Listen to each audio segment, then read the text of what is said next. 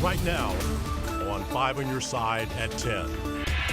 Tonight, with recreational marijuana hitting the shelves in just 10 days, prosecutors break down what's legal and what's not. Milder air makes a comeback for part of the weekend, then it's back to dressing in layers and bitter cold air returns and chances for a winter mix. But first tonight, a carjacking attempt leaves a mother dead. 3 teens are in custody. They come from neighborhoods where lawlessness is both accepted and expected.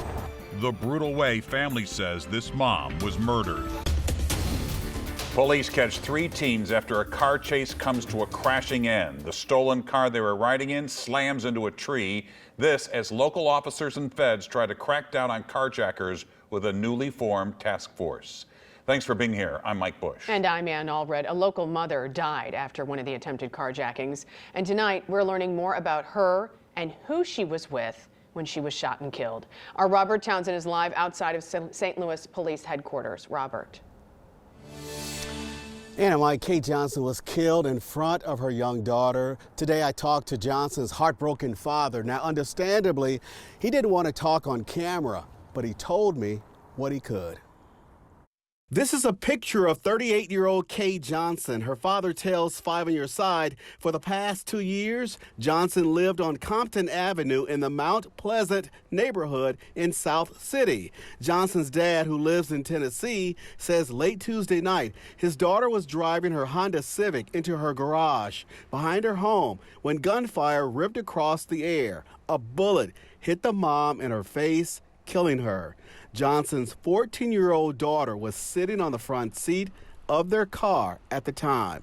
St. Louis police believe the innocent mom was just one of several victims in a string of recent attempted or confirmed carjackings, violent crimes that have unnerved Johnson's neighbors who talked to us on Wednesday. I've been robbed before, so I know how that feels. I'm very, very cautious. Police now have arrested 3 teenagers who allegedly are connected to the series of crimes. These young people represent a sea of young people that are caught up in the same lifestyle. A lifestyle the Urban League's public safety director says it's going to take a community to help change. If we think that we can just wish this away, we're wrong.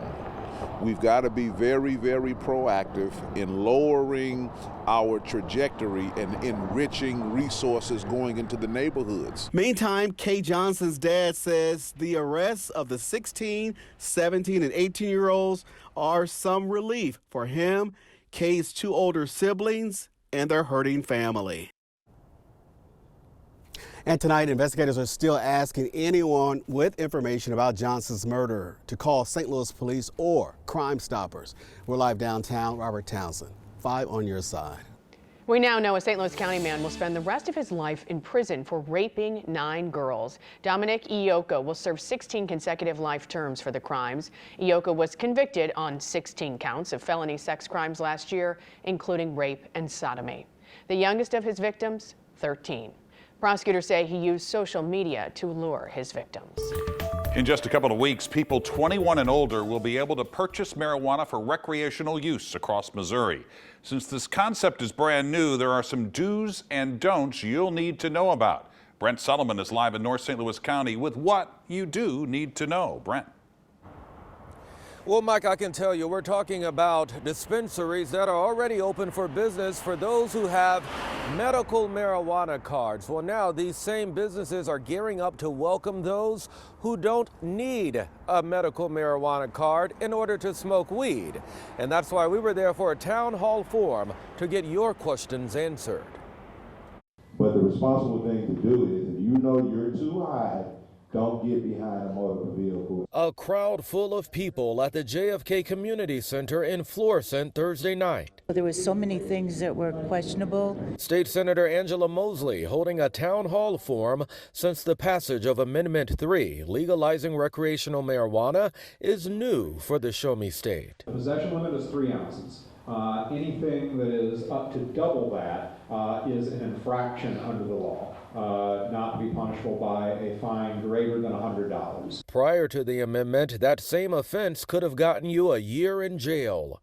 Experts on hand providing insight on what the new law means. You can legally give up to 3 ounces to another adult. You can't sell it, but you can legally give it to them. Those 21 and over can even grow marijuana in limited amounts, but keep this in mind. Not just anyone can just start growing, so I don't want people just saying, hey, let me just start planting stuff in my backyard. No, you have to have a license. Advocates say it's a simple process, similar to someone who applies for a fishing license. As for those with previous misdemeanor and even certain felony marijuana offenses, about 20 of the circuit courts in the state have already started processing the expungements. There's been about 3,500 that have already been processed as of last Friday. We expect that number will ultimately grow into over 100,000 by the end of this year. They answered all the questions that I had. And Brent, we know there was a strict timeline for courts to get these expungements done. Are local courts on track to meet those deadlines? Right, 6 months for those with misdemeanors and a year for those with felonies. But Mike, tonight, prosecutor Wesley Bell said he wouldn't be surprised if some courts end up needing more time because this is such an intensive process. Brent, thanks. Catalytic converters have been an easy target for thieves for years, and one South St. Louis man refused to be the next victim. Donnie Bueller caught a thief trying to steal his catalytic converter in the middle of the day. You can see him run out there once he realized what was happening. This was caught on his Nest doorbell video. He sprung into action, and what he's doing right then was he was kicking the thief in the ribs, yelling at him to leave, even tried to then get in the passenger seat of the escaping car. Police usually advise people do not approach a criminal. Bueller says he had to protect his property. If they're messing with your stuff, stick up for yourself. You know, we got to kick crime one way or the other. The National Insurance Crime Bureau estimates those thefts increased by 326% in 2020 and increased another 353% in 2021. For more on this story, just a look in the As Seen on TV section at KSDK.com. Tonight, East St. Louis has new leadership in their police department. Kendall Perry is no longer chief. The city says the chief is retiring. Perry was scheduled for a disciplinary hearing on January 17th. He didn't show up and retired the next day, according to city officials. But the former chief told a local newspaper he was forced out. Community members say they know what they're looking for from the department. I think we want to see the leadership interacting more with the citizens and actually getting input from the citizens. Assistant Chief Cantrell Patterson will take over as interim chief, and we hope to have more clarity on this development tomorrow. Lawmakers in Jefferson City are considering a bill that would give the governor power to appoint a special prosecutor to the city of St. Louis. One of the reasons, a backlog of cases.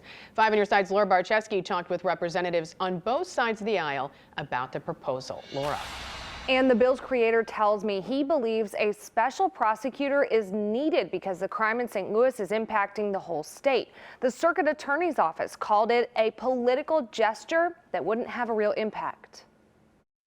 There are Missourians who are losing their lives. And sadly, and for whatever reason, those officials in those jurisdictions who could do something about it are not. Joplin Representative Lane Roberts says House Bill 301 would allow the governor to appoint a special prosecutor to the city of St. Louis if crime statistics or the backlog of cases shows a threat to public safety. If you talk with somebody in Missouri about our crime rate, we'll point to St. Louis. But talk to somebody outside of St. Louis, and they will talk about how dangerous Missouri is. It affects our economy. It affects the decisions for people to send their children to our academic institutions. Circuit Attorney Kim Gardner's office said in a statement Thursday this bill is based entirely on unfounded premises. Quote, the notion that anything presented in the bill will improve our violent crime situation is ridiculous. St. Louis Representative Lakeisha Bosley says this bill is a direct attack on the city of St. Louis. Then we need to be doing all that we can in trying to figure out a way to mitigate crime, but also not exerting or taking away the authority of the people who live here. The bill says the special prosecutor would only focus on murder, assault, robbery, and carjacking. Gardner's office says, quote, it defies logic to think the creation of a duplicative department that's totally devoid of the relationships, institutional knowledge, criminal justice partnerships, and experience required to prosecute these complex cases would do anything to curb crime. Bosley says she believes the bill's sponsor just doesn't like the way Gardner is handling things. She's in the field to try to give people second chances when it comes to diversion programs. And sometimes when we see those backlog of cases, you know, those people are pending investigation or pending something, or they may be in a diversion program. The bill also has elements that deal with drug courts, officer retention, and inmate treatment. There is another hearing on the bill scheduled for Monday morning in Jefferson City. Mike. Laura, thanks. Former St. Louis County aide Tony Weaver is headed to federal prison. Weaver received the maximum sentence of 18 months for trying a fraudulent pay-to-play scheme during the COVID-19 pandemic. Weaver learned of his sentence in federal court this morning after admitting to public corruption. County Executive Sam Page appointed Weaver, but prosecutors said there was no evidence Page knew about Weaver's schemes. His office responded to the sentencing today, saying, Mr. Weaver's actions are disappointing and not tolerated in county government. The court agreed, and now Mr. Weaver must pay for his crime. Weaver will also be ordered to pay a $10,000 fine for his crime. Tonight, a new superintendent is in charge of Normandy schools. Just over an hour ago, the board announcing they have selected Dr. Michael Triplett for the job. Triplett began his career as a substitute teacher right here in the St. Louis Public Schools. He went on to serve in a variety of educational leadership roles, most recently assistant superintendent of operations for a school district in Kansas. The Normandy Joint Executive Board said, quote, Dr. Triplett is the right person to lead at this crucial time. This was wrong. This was criminal. Former police officers now murder suspects. The charges issued in Memphis today. During the pandemic, the child tax credit increased. But now as parents are filing, many are wondering, is that all? Our Verify team clears up the confusion on why your refunds might not be as big as you were expecting. You can put your winter coats away for a few days and bitterly cold air returns with chances for a light winter mix. Details coming up. Tonight, 5 former Memphis police officers are now murder suspects. The now fired officers face multiple charges in the beating death of Tyree Nichols. Nichols was involved in 2 confrontations with police during a traffic stop. The 29-year-old was reportedly brutally tased, pepper sprayed, restrained, hit, and kicked. As charges were issued today, the Tennessee Bureau of Investigation says these actions are unacceptable. What happened here does not at all reflect proper policing. This was wrong. This was criminal. As the investigation continues, police plan to release the video of what happened to the public tomorrow. Memphis area law enforcement are watching the situation very closely. They are preparing for the possibility of protests and unrest. President Biden is feeling confident about the economy today, pointing to his administration's policy for the current economic health. The economy has been steadily bouncing back after shrinking in early 2022. Domestic product grew at the end of the year, and the housing market is showing some signs of improvement. Still, lingering recession fears do remain. However, the president sounded hopeful as he spoke at the Steamfitters Union Hall today. Jobs are the highest in American number and the highest in American history. And wages are up, and they're growing faster than inflation. Over the past 6 months, inflation has gone down every month, and God willing, will continue to do that. Inflation has dropped, but it still remains above target. To keep prices in check, the Federal Reserve is expected to raise interest rates again next week, but by a smaller margin. It is tax season, and a lot has changed since last year when measures were taken to help taxpayers during the pandemic recession. Casey Decker with our Verify National team explains why parents could be seeing a much smaller refund this year. With tax season underway, Verify is here to answer your questions. We noticed some folks were startled because the money they can get from the child tax credit appeared to have gone down significantly this year. You might remember that as part of the pandemic relief efforts, that credit was increased by at least $1,000 per child. So let's verify. Can families receive the increased child tax credit this year? Our sources are the White House, the IRS, and the American Rescue Plan Act of 2021. The child tax credit was created in the 90s as a way to give families under a certain income threshold extra cash to help raise their kids. Historically, the money came in the form of a yearly lump sum at tax time, $2,000 per kid. In 2021, President Biden signed the American Rescue Plan, a stimulus package aimed at helping the nation bounce back from COVID. One of its provisions was to increase the child tax credit by $1,000 per kid, even more for kids 5 and under. Some of that money was actually sent out in advance in the form of monthly checks, and the rest claimed on that year's tax return like normal. But the law specifically says this bonus cash was a one-time thing, only for the 2021 tax year. That means there were no more monthly checks in 2022, and the total amount per kid went back down to $2,000. So we can verify, no, you won't receive the increased child tax credit this year. You can still get the regular credit if you claim it on your tax return. With your Verify, I'm Casey Decker. What can we verify for you? Send your questions. Please email. The email address is verify@ksdk.com. Well, tonight people weigh in on whether or not to put basketball courts in Forest Park. At a Richmond Heights town hall, people had the chance to weigh in on the proposed designs. The town hall included a basketball game between police and firefighters. This was the first of 4 town halls. The next one will be Tuesday at the Marquette Rec Center in St. Louis, and you can find the full schedule in this story on our website, ksdk.com.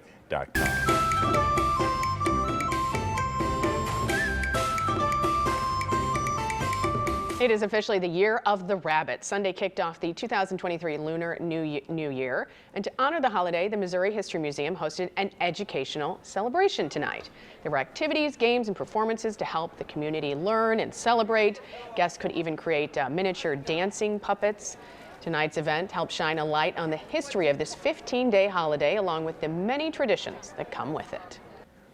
Meteorologist Jim Castillo is in for Scott tonight, and he joins us now with the Weather First forecast. We had a sunny day today, Jim, but it was chilly out there. At least we had the sun. Yeah. Yes, we had the sun, and not, yesterday we had the snow. This is the picture from yesterday. 10 inches. The most we had was right around Farmington, and I wanted to point that out because it started melting today, and even the 2.1 inches that we had in Art Hill, kids sledding on the hill, that's already gone. You see a little bit of snow right now, a live picture from Cuba, Missouri. Still a little bit left on the ground there. But tomorrow's highs are going to be well into the 40s, close to 50 in St. Louis. And the snowpack probably staying in the 40s, but it's going to get milder. But tonight, we're already in the teens around Warrenton and low 20s. So teens and low 20s for overnight lows. Then our wind shifts a little bit to the south tonight, and then that's when we start our warm up. And then we'll see a southwest wind tomorrow and pop to near 50 in St. Louis. 35 for that high today, below that average of 41. And 29, well, that was the low earlier, but now we're at 25. So that's the current low temperature. West-southwest wind at 6, so that's dying a little bit. It does get a little bit gusty tonight out of the south. And this is why. There's a warm front coming our way, so we get 2 mild days, put away the winter coats for a couple days.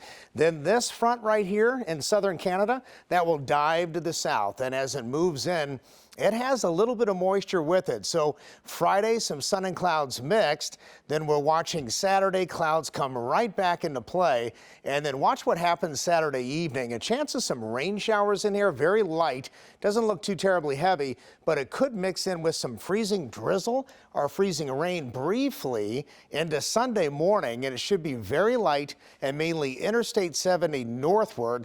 We'll watch that, but right now, no advisories for that. Then as we go into this week, a couple of systems bypassing our southern counties, and so probably missing a large part of the metro. We'll watch this in case it moves a little further north, but our southern counties might get some freezing drizzle or freezing rain or some snow. So we'll have to watch that for late Monday night into Tuesday. So here it is, the 10-day forecast, 48 tomorrow, 53 Saturday, and then watching Saturday night for that light winter mix, 35 for Sunday, and generally both days pretty dry. Then as we go throughout the week, it's very chilly, that chance of a winter mix on Tuesday, but by next weekend, we're back in the lower 40s, so we're up and down once again. Well, at least we're consistent. Yes. Jim, thank you. Frank, what's coming up? Boy, and if you didn't think things could get worse for the Blues, you ain't seen nothing yet. Don't look now, but we have a swimming phenom in the area. And there's another Cardinal third baseman who belongs in Cooperstown. Stick around. The Sports Desk is brought to you by Jim Butler Chevrolet, the Midwest's #1 Chevy dealer, 10 years running. The Blues are in Tempe facing the Coyotes. A little news before the game. Ryan O'Reilly told Jeremy Rutherford of The Athletic that he wants to stay with the team. He's open to a team-friendly contract, but he also said he wants to hold his value. All I can say is if the Blues are not real close to playoff contention, when the trade deadline comes, you have to trade all the free agents and get some assets in return. Second period tonight, Torrey Krug shoots, hits Robert Thomas in the wrong spot. Thomas went to the locker room. He did not return to the game. He could be their best player, too. Well, this play sums up period. The Coyotes get another. Braden Shen knocked the net off its moorings. Didn't matter. Schmaltz will get the hat-trick goal. Arizona leads at 5-0 in the third. Brian Baroni and SIUE tried to stay in first place in the OVC. They were at Tennessee Tech. And the pride of Collinsville, Rayshon Taylor, can really play. Look at this step-back three. Even 2 ACLs can't stop this young man. He had a career-high 30 tonight. But Tech too much. Grant Slatton with the bucket and one coming up. SIUE has lost 3 in a row, the final 80-68. 5 on your sideline comes your way on Fridays at 10:15. The Channel 5 Genesis G90s are all over town getting the best possible highlights. And we had a really good matchup tonight. One of the best girl matchups of the year. 24-0 Alton at 22-4 O'Fallon, and the Panther Dome was rocking. This is the Alton Center. Jaraeus Powers with a 3. Then it's O'Fallon's Jayla Pelly with a bucket and 1. O'Fallon hands Alton their first loss, 51-38. Hey, I want you to take a look at the next big thing in swimming in our area. This is 14-year-old freshman Sydney Scheck from Westminster Christian Academy. She's had 20 races this year and won them all. Her times in the 100-yard backstroke and the 200-yard individual medley would break state records if they were in the state meet. And Sydney has really worked hard at her craft. It's since I was like 7, that's when I started club swim. It's been at least started like 3 times a week, and now it's like 6. And in the summer I start doing doubles, and that's like 8 times a week, and they're all 2-hour practices. So I mean, and like I've missed like school dances and stuff for swim. It's just like a really big commitment, like I guess handling like the pressure, and then also just how much like I need to keep it up with it. Finally tonight, I will be the last person on earth to question Scott Rowland's candidacy for the Hall of Fame. He deserves it, and I couldn't be happier. But while we're on the subject of Cardinal third baseman and the Hall of Fame, I need to bring up another. His name is Ken Boyer. He won an MVP. Rowland did not. He finished in the top 10 for MVP voting 4 times. Rowland did once. He had a higher batting average and more hits than Scott. And he also won 5 Gold Gloves. And Boyer hit a grand slam in the 1964 World Series, so at one time, Boyer was the best player in the world on the best team in the world. Ken Boyer is the only player in Cardinals history to have his number retired and not be in the Hall of Fame. The fact that he passed away 40 years ago should have nothing to do with his candidacy. When you go to 11 All-Star games, you belong in Cooperstown. And that's, frankly speaking, for tonight. All right, Frank, thanks. One bear was more than ready for its close-up. The number of pictures this photogenic bear took. And we want to remind you, as we go to break, this Saturday you can watch the Musial Awards right here on 5 on Your Side. It's the most inspiring night in sports as we honor athletes and coaches using the power of sports for good. Saturday at 7 right here on 5 on Your Side. A reality show based on the gruesome Netflix original series Squid Games ended with injuries. 3 people needed medical treatment while filming the show. It's unclear what happened, but Netflix is saying no one suffered serious injuries. So Oreo's newest limited edition cookie could be seen as a little full of itself. That's because the cookie company is releasing a brand new cookie that is stuffed with Oreos. Ooh. It's called the Most Stuff. It's got the usual chocolate wafers on the outside and cookies and cream on the inside. It's a cookie and cream mix. The cookies hit the stores on Monday. Brilliant. Well, this is a very photogenic bear. A bear in Boulder, Colorado found the wildlife cameras and then posed for hundreds of photos. According to officials, roughly 400 photos were captured of the bear peering right into the camera and giving himself a good scratch there. A little something to eat. Jim? Well, weather-wise, it's going to be a cold night. Bears love this kind of weather. So that snow is going to be melting, though, the next couple of days. 48 for Friday, 53 on Saturday. And then we get really cold. Even a chance of that winter mix Saturday night when this cold air comes in. We're cold all week next week. A chance of a wintry mix again Tuesday. And then as we head to next weekend, looks like above average temperatures once again. And there you have it. I was going to say I'd like to hibernate like a bear next week. And there you have it. 5 on your side at 10. The Tonight Show starring Jimmy Fallon is next. Have a great